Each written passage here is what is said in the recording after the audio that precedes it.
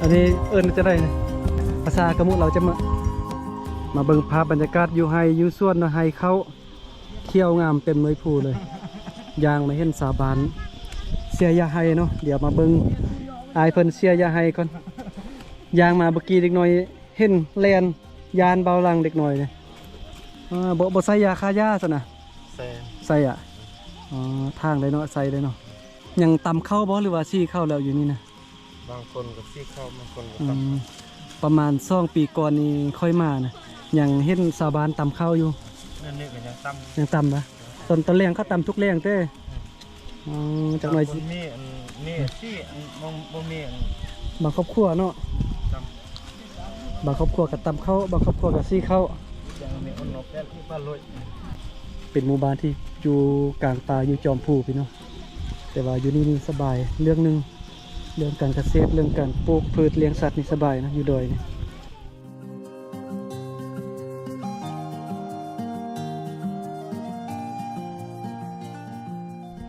พักผ่อนเมื่อยนะเมื่อกี้ป้าทุก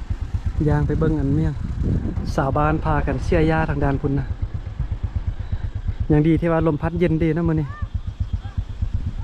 เดี๋ยวจะเข้าไปในกลางบ้านเขาจะเบิ่งว่าเป็นจังไดป้าถ้าเบิ่งให้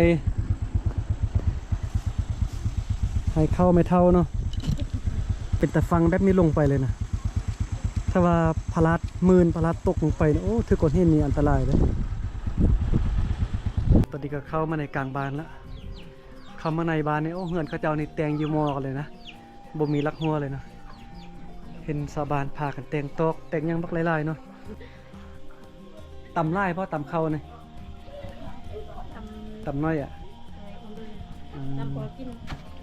ตำเห็ดเราให้เลยว่าตำนึ่งกินตอนนี้นะ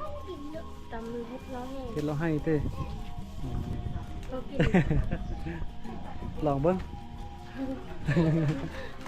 มาเห็นสาวบ้านตำเข้าเนาะเป็นภาพบรรยากาศที่เบิ่งได้ยากแล้วสมัยนี้นะเอาบ่ขึ้นมาเค็ดดอยนี่บ่เห็นเนาะภาพบรรยากาศแบบนี้นะ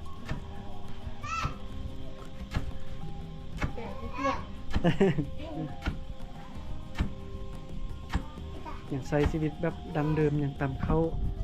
เห็ดเล่าให้หรือว่าตำเห็ดนึ่งเข้ากินเนาะคันนึ่งกินมันเดซี่เอาเนาะอันนี้ตำน้อยนึงเห็ดเล่าให้เนาะพี่น้องสมเภากระมุนี่ส่วนหลายมักเห็ดเล่าให้นะเป็นฮิตของประเพณีเนาะเป็นเอกลักษณ์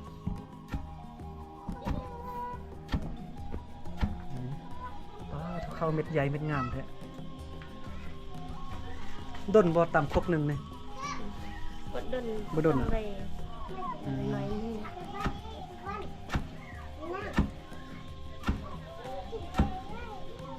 เนี่ยโอ้เมื่อยเบิ่งคือว่าง่ายเลยแต่ว่าเฮ็ดนี่ยากเลยตำเฮานี่ตำแห้งบ่ตำควายบ่ตำธรรมดาเนาะ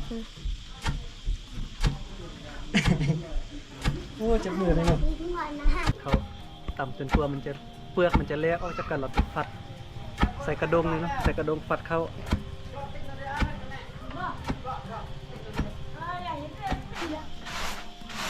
ตำแล้วก็ฟัด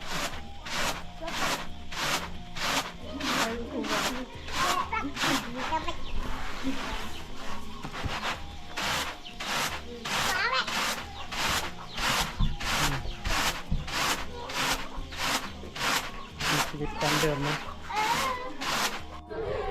ไปกระตุกไล่แท้ไปใส่มาเท่าเยาเมื่อหลอดโยเล่ไก่บ่ฉะบ่ฉะไปว่าไก่เนาะไม่เท่าไปให้ไปส่วนมาเบาลัง2 ปีก่อนก็เคยมาถ่ายคลิปอันไม่เท่าแล้วตำเข้าเนาะแต่ว่าเดี๋ยวนี้บ่มาตื่มแล้วไม่เท่าบ่จือตั้งแต่เบาลังเดินทางขึ้นดอยถ่ายคลิปมาเลยหมู่บ้านนี้เป็นหมู่บ้านที่แบบใช้ชีวิตแบบดังเดิมแท้ๆเนาะอย่างตำเข้าเฮ็ดไร่เฮ็ดสวนใช้ชีวิตแบบดังเดิมแบบ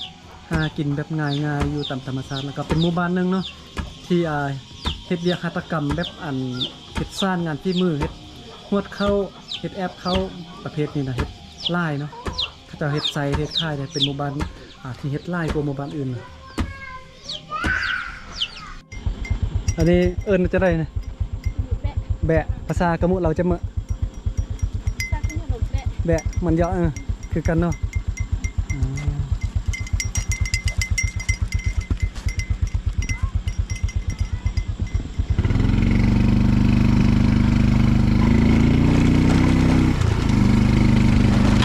ขึ้นมาอยู่จอมภูนี่บัดนี้หมู่บ้านเขาเจ้าก็จะแต่งเป็นสันขึ้นมาเรียบต่ำสันภูแบบนี้เนาะอยู่จอมภูอยู่กลางป่าแบบนี้เลยว้าทั้งหมู่บ้านนี่ใช้ชีวิตแบบดังเดิมแท้ๆเลยเนาะตามที่บอลังเดินทางขึ้นดอยแต่ละบนนะเมื่อกี้ก็ไปเบิ่งสะบานเขาเจ้าต่ำเข้านะโอ้มีฮานยังนี่ฮานส้มแป้งโอ้คือเป็นฮานเบียร์ ว่ายอกไอ้บาวแล้วเนาะเครื่องมือครบเนาะแปลงรถจักรเนาะโอเคเนี่ยทั้งหมดก็เป็นภาพบรรยากาศเนาะซื้อหมู่บ้านนี่ก็เป็นซื้อว่าบ้านน้ำพักเนาะอยู่เมืองหุนแขวงดมไสเนาะอยู่ทางภาคเหนือของ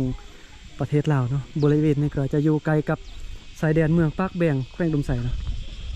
เส้นทางนี้สามารถไปฮอดเมืองพาวดมไปฮอดแขวงบกแก้วปะเนาะเมืองพาบรรยากาศว้าววิวงามขนาดจะได้ที่เบาลังมาฮอดบ้านนี้แรงปะเนาะเป็นช่วงยามฝนตกเส้นทางบดีเลยเมื่อหน้าเนาะโอกาสหน้าเบาลังจะกลับมาหมู่บ้านนี้อีกตึม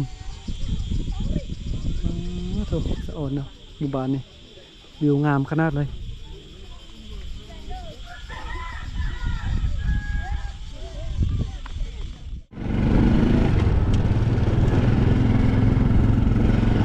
โอเคเนาะโอ้ไปแล้วบ้านนี้นะออกจากบ้านนี้ไปแล้วยังมีอีกตึมบ้านหนึ่งนะเป็นบ้านตาดตะเลเป็นหมู่บ้านที่มีน้ำตกตาดบ้านพอลังบัวจะไปฮอตหรือบ่มาเลยมันจะคำก่อนได้บ่น่ะกำลังจะกลับทางนี้เลยเนาะกลับทางเส้นทางนี้ออกเที่ยวสายแดนเมืองปักแบงนะจะกลับทางเก่านี่มันมืดคำก่อนนะมันใช้เวลาเป็นชั่วโมงปลายหมดเลยทางพอดีเลยในเบาลังกับโบแน่ใจว่าเส้นทางเบาลังที่จะไปตอนนี้มันจะดีหรือบุรีกับมูลกันเนาะลองเสี่ยงไปเบิ้งเพราะว่าฝนตกก็น่าจะโอเคอยู่ไปได้ทั้งไว้อยู่เนาะเพราะว่าฝนตกคือว่ากลับมาทางเก่า